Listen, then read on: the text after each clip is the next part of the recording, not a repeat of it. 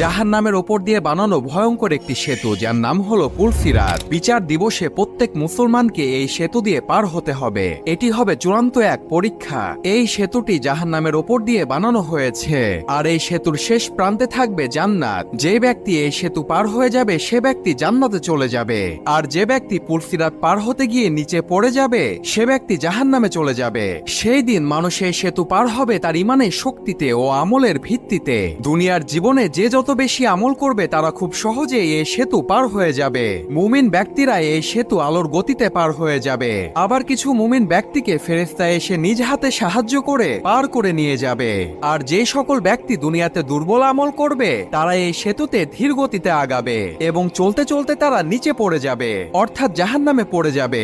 একবার চিন্তা করে দেখুন, আপনি এমন একটি ব্রিজ পার হচ্ছেন যার নিচে জাহান্নামের আগুন দাউ দাউ করে জ্বলছে।